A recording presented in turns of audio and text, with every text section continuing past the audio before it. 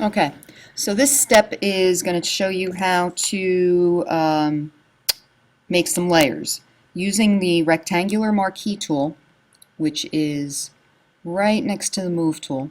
The shortcut is the letter M, and you can see on the bottom in the options there's two different kinds. There's an elliptical, but we're going to use the rectangular.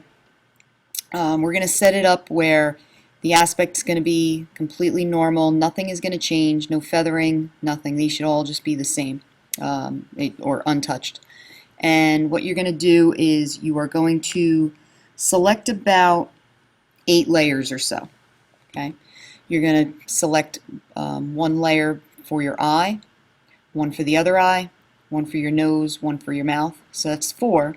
And then you can go with some larger areas around your face. They can be elongated, they can be square, they can be wide. You want a nice variety.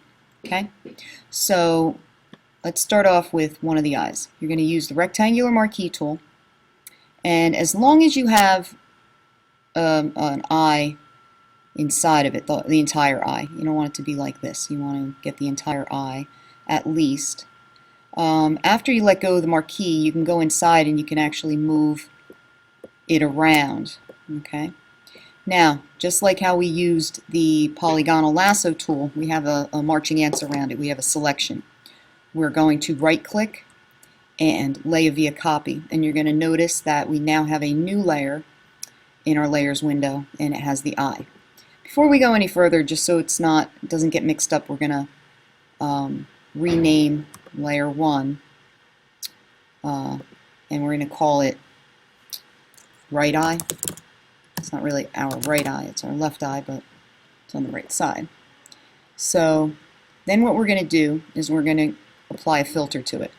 So we've already visited the filter gallery before this video, so you probably have some sort of understanding about the filters. Some of the filters use what they call local color, which is the actual color.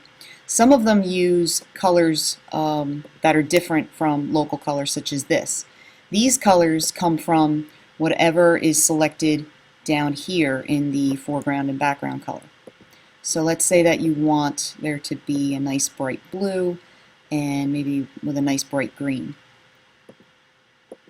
So you're going to see when you go back to some of the filters, you're going to notice that they're now using those colors that you picked. Okay, you can see here I'm over here dragging some of these options around. These are just little variables that you can change that changes the look of just one of the filters. Okay, each one has different variables that you can change. Okay, so you have a lot to choose from. So like I said, you probably have selected a few that are your favorites. So once you establish what you want this layer to look like, you're going to go ahead and say OK. All right. Then you're going to go back to the background, and now we're going to select a new section. So let's do the nose. Now you can see I'm overlapping the area, which is good. It's good to kind of overlap it. You don't want it to be set up like a quilt where you have them right next to each other. It creates a nice variety when you have it overlapping. So as long as you're in the background, you're going to right-click, lay via copy, because you're copying it from the background. So you can see this filtered layer right here has nothing to do with the selection that I made here because I was sampling it off of the background. It had nothing to do with this layer here. So I'm going to call this one nose, and then I'm going to go ahead and apply a filter to it.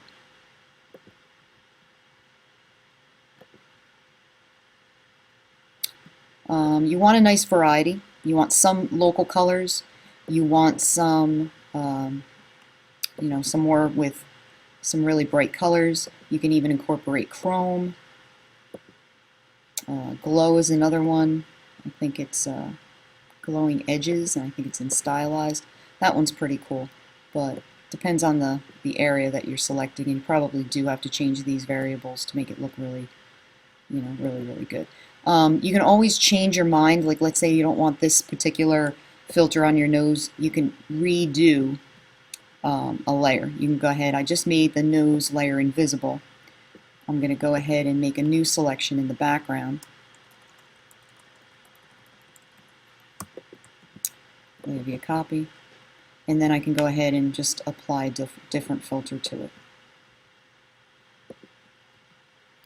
Let's go into Sketch and we'll do Stamp.